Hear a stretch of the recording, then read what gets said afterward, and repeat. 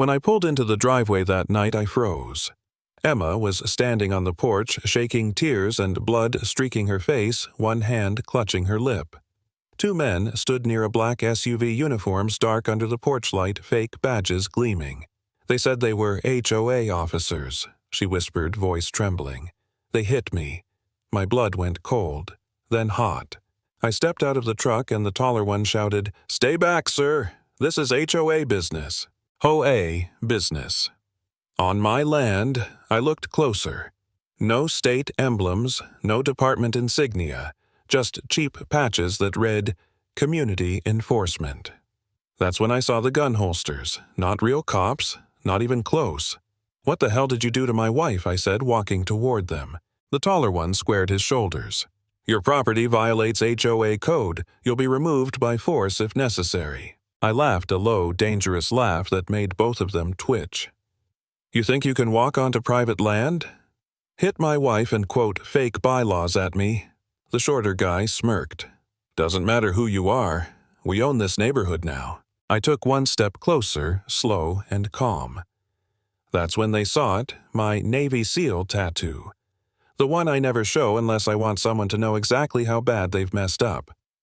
"You boys," I said, voice flat as stone, "just made the biggest mistake of your lives." The tall one reached for his fake radio. "We're calling backup." "Good," I said, "you're going to need it." One of them lunged, sloppy, scared. I sidestepped, twisted his arm till I heard the pop and dropped him to the dirt. The other froze, eyes wide. I grabbed his vest and hissed, "I've faced men with real guns and real reasons to fight. You're just costumes and delusion." And then I heard the sirens. Emma gasped behind me.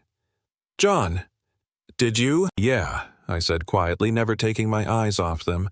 "Let's see how the real cops feel about imposters." Sheriff cruisers tore down our road lights, flashing through the pines. The fake cops tried to bolt for their SUV, but I stepped in front of them.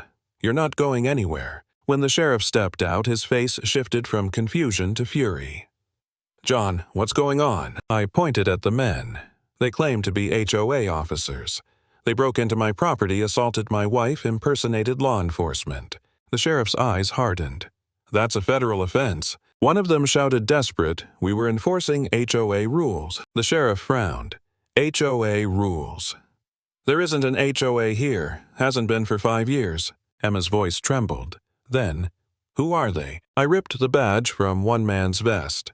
The cheap metal plate had no number, just an eagle sticker. "Looks like someone went shopping online," I muttered. The sheriff cuffed them both. "Assault, trespassing, impersonation. Case closed, or so I thought." But then the shorter one smirked through the blood on his lip. "You don't get it," he said. "We were sent here." That line hit me like ice water. Sent by who I demanded. He just smiled wider. The sheriff glanced at me. "John, I'll take them in, but something tells me this isn't over." He was right. I could feel it. Someone wanted us gone. That night, Emma leaned against me, still shaking. "Why us, John? We've done nothing wrong." I looked out into the dark woods beyond our fence. "When people can't own what you have," I said, "they try to take it." The next morning, I got a call from a private number. A low voice said, "You think this ends with 2 idiots in cuffs? We're not done. SEAL boy." Then the line went dead. I just stood there, phone in hand, feeling the rage boil up again. They knew who I was. That meant this was personal. Hours later, the sheriff called back. "John, you were right. Those guys weren't acting alone. The SUV was registered to a fake HOA corporation, set up last month." I clenched my jaw. Someone's funding this. I ran a trace on the company's name. The trail led to Karen Blake, self-proclaimed community president, and the same woman who'd tried to buy my land last year. I told her no then, and now she'd sent thugs in badges. That was the moment I felt it, this mix of anger and exhaustion. I'd served 20 years protecting freedom overseas, and now I was being bullied in my own damn yard. For a split second, I thought about walking away, selling the land, moving somewhere quiet where nobody cared about fences or bylaws. But then I looked at Emma, her split lip, the bruise on her cheek, and I knew walking away wasn't who I was. That night, I couldn't sleep. I checked the cameras every hour, heart pounding at every noise outside. The woods were still. Too still. I realized this was psychological warfare. They wanted fear to do what their fists couldn't. Morning came. Sunlight through the blinds, a new plan in my head. I drove straight to Karen Blake's mansion. Iron gates, security cameras, signs everywhere. Private property, HOA, board members only. She opened the door wearing pearls and a smug grin. "Oh, it's you. I thought you'd moved by now." I held up my phone showing her the video her hired men beating my wife, fake badges, the SUV plates. "This enough proof for you?" Her smile faded. "You wouldn't dare use that." I took a step closer. "I already did. Sheriff's got it. FBI will too." Her phone rang. She looked at the screen, then at me, face draining of color. "They're here," she whispered. 2 black SUVs pulled up behind me. Real federal agents stepped out, jackets marked FBI. Within seconds, they surrounded her porch. "Karen Blake.